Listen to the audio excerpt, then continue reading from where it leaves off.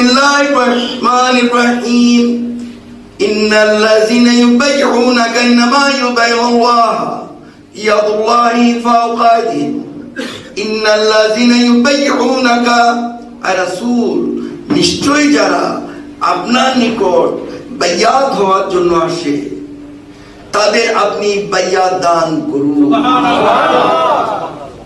এই বাইয়াত শব্দের উৎপত্তি হয়েছে বাইউন শব্দ থেকে।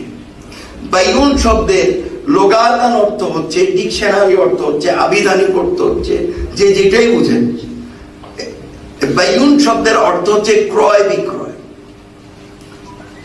এখন আপনারা মার্কেটে যান না, জানতো? তো মার্কেটে গিয়ে ক্রেতারা কিনেন, বিক্রেতারা বিক্রি করে না, কি বলেন আপনারা? বিক্রি করে না? করে। এটার নাম হচ্ছে ক্রয় বিক্রয়। তো এই ধরনের ক্রয় বিক্রয়ের কথা আল্লাহ এই আয়াতে কারিমায় বলেন নাই। এটা কোন ধরনের ক্রয় বিক্রয় জানার প্রয়োজন আছে কি নেই?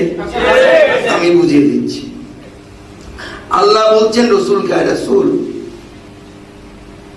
যারা আপনার নিকট বাইয়াত হওয়ার জন্য আসে বা আপনার সাথে ক্রয় বিক্রয় করতে আসে বা আপনার সাথে বেচা কিনা করতে আসে তাদের আপনি বাইয়াত দান করুন, তাদের সাথে আপনি বেচা কিনা করেন।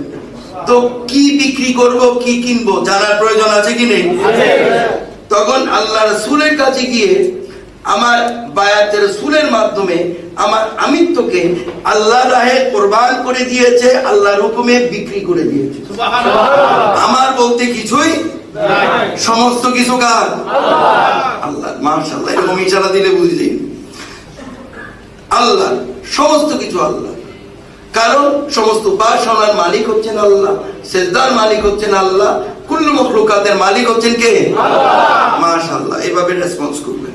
তাহলে লক্ষ্য করে দেখেন, আমার আমিত্বকে তো বিক্রি করে দিলাম, তো কি কিনবো? আল্লাহ রাসূলের মাধ্যমে আল্লাহর পক্ষ থেকে আমি কি কিনবো?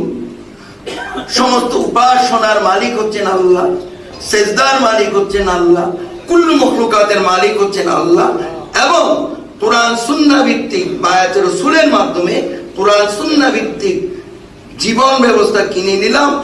ওয়াহাদানিয়ত, আল্লাহর একত্ববাদ আমি কিনে নিলাম। এটার নামই হচ্ছে বায়াতে রাসূল, যেটাকে ফার্সি ভাষা বলা হয় মুরিদ। কথা বুঝতে পেরেছে? ফার্সি ভাষায় বলা হয় মুরিদ, আর আরবি